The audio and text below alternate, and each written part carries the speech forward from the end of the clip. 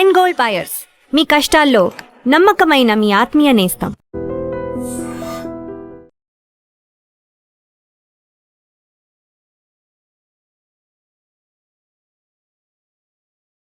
నమస్తే, welcome to I dream. నేను వలి. వెనుజులాలో భారీ భూకంపం దాటికి తీవ్ర ఆవేదన కనిపిస్తోంది ఆ దేశంలో. అసలు వెనుజులా ప్రజలు గతంలో ఎప్పుడూ చూడనటువంటి భూకంపం అన్నమాట.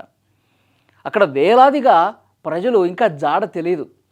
1719 మంది ఇప్పటి వరకు చనిపోయిన వాళ్ళ సంఖ్య 1719 మంది.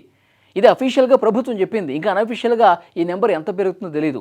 ఈ శకలాలన్నీ పెకిలించిన తర్వాత, ఈ శిథిలాలన్నీ తొలగించిన తర్వాత ఇంకెన్ని మృతదేహాలు బయటకు వస్తాయో కూడా తెలియనటువంటి సిచ్యువేషన్ కనిపిస్తోంది.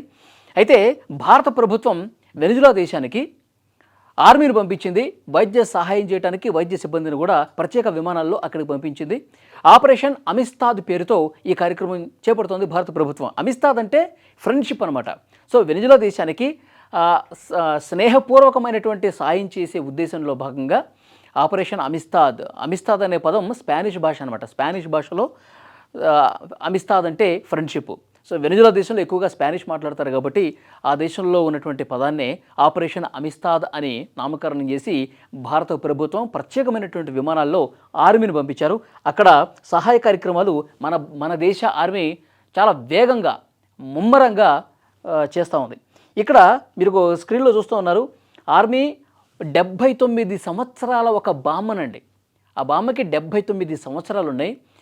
ఇది క్లియర్గా మీరు చూడొచ్చు. ఇక్కడ ఆ బామ్మ ట్రీట్మెంట్ చేస్తున్నటువంటి దృశ్యం ఇక్కడ మీకు స్క్రీన్ మీద కూడా కనిపిస్తోంది. అంటే ఇక్కడ క్లియర్గా ఒక విషయం చెప్పాలి. భారత ప్రభుత్వం పంపించినటువంటి ఆర్మీ అక్కడికి వెళ్ళిన తర్వాత ఆ దృశ్యాలన్నీ చూసిన తర్వాత నిజంగా తీవ్రమైనటువంటి బాధతో గుండెలు నిండిపోయినాయి.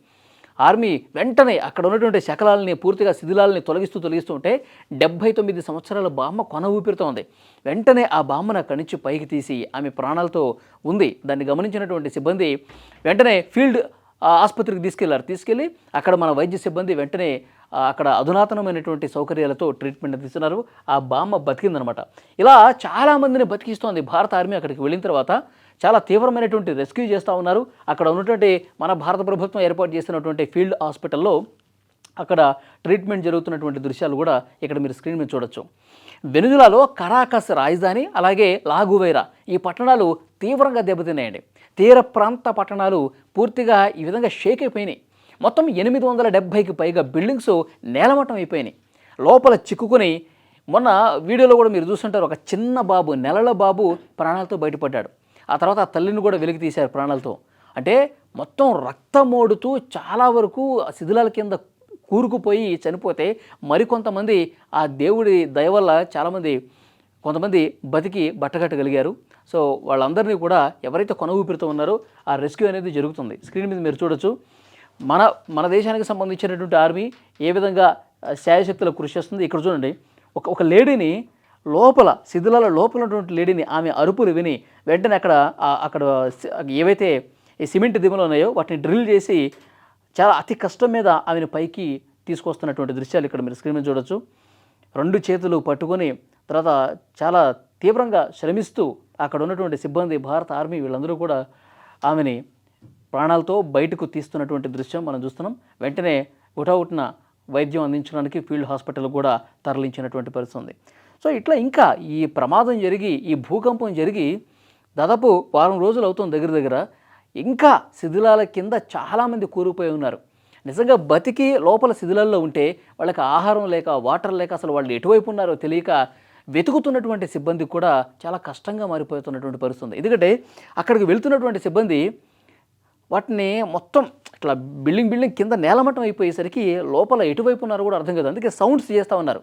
చిన్న హోల్స్ చేసి ఆ రాళ్ళని కొద్దిగా కదిలించి వాళ్ళు అరుస్తూ ఉన్నారు, ఇక్కడ ఉన్నారా అంటే వాళ్ళకి చిన్న సౌండ్ వచ్చినా సరే వెంటనే అక్కడ రెస్క్యూ చేసి వాళ్ళు ప్రాణాలతో ఉన్న వాళ్ళందరినీ కూడా కాపాడుతూ ఉన్నారు. సో మీరు స్క్రీన్ మీద చూస్తున్నారు, భారత ఆర్మీ ఒక అలుపెరగినటువంటి శ్రమ చేస్తోంది. అలుపెరగినటువంటి కృషి చేసి అక్కడ మన దేశం నుంచి వెళ్ళినటువంటి ఆ మందులు, ఆ ట్యాబ్లెట్స్ కావచ్చు, క్యాప్సూల్స్ కావచ్చు, ఇంజెక్షన్స్ కావచ్చు, ఆ ట్రీట్మెంట్కి సంబంధించినటువంటి ఏవైతే వైద్య సదుపాయాలు ఉన్నాయో వాటన్నిటితో కొన్ని విమానాలు మన దేశం నుంచి అక్కడికి వెళ్ళినాయి. సో భారత ప్రభుత్వం ఎప్పుడూ కూడా ఏ దేశానికైనా ఇబ్బంది ఉంది అంటే ఆ ఇబ్బందిని దృష్టిలో పెట్టుకుని మానవతా సాయం చేయడానికి భారత ప్రభుత్వం ఎప్పుడూ ముందుంటుంది, భారతదేశం ఎప్పుడూ ముందుంటుంది. ఇక మన ఆర్మీ అయితే ప్రత్యేకంగా చెప్పాల్సిన పని లేదు. సో ఎలాంటి క్లిష్టమైనటువంటి పరిస్థితుల్లో అయినా సరే చాకచక్యంగా ఆ కష్టాలను తొలగించడానికి శాయశక్తిలా భారత ఆర్మీ కృషి చేస్తుంది.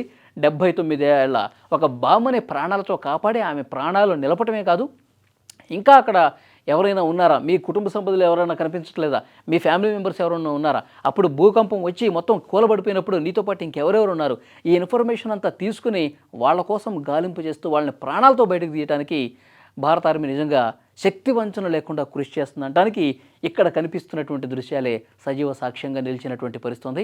ఇప్పటికేనండి అంటే అక్కడి నుంచి వస్తున్నటువంటి ఇన్ఫర్మేషన్ 1700 మంది చనిపోయారు, ఇంకా 10,000 మంది హాస్పిటల్లో ఉన్నారు, వాళ్ళ పరిస్థితి కూడా విషమంగా ఉంది కొన్ని కేసెస్. ఇంకా 30,000 మంది అండి, 30,000 మంది అసలు ఎక్కడున్నారో కూడా తెలియదంట. 30,000 మంది జాడ ఇంకా కనిపించట్లేదు.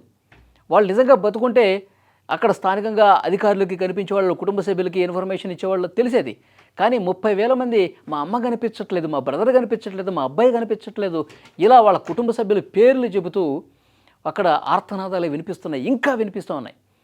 మొత్తం కొన్ని వందల భవనాలు అనేవి కూడా ఈ భూకంపం వల్ల శిథిలావస్థకు చేరుకున్నటువంటి పరిస్థితి, శిథిలమైపోయాయి, నేలమట్టం అయిపోయాయి. దాన్ని పెకిలించడానికి పూర్తిగా వాటన్నిటిని కూడా తీయటానికే ఒక దాదాపు 1-2 నెలల సమయం పట్టే అవకాశం ఉంది.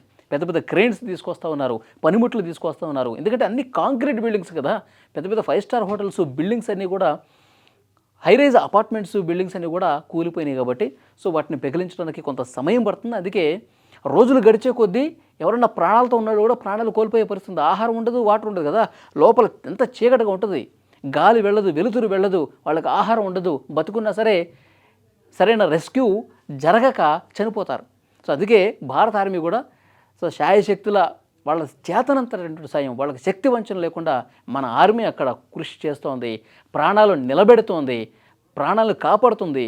వైద్య చికిత్సలు కూడా అంతే వేగంగా ఫీల్డ్ హాస్పిటల్లో జరుగుతున్నాయి.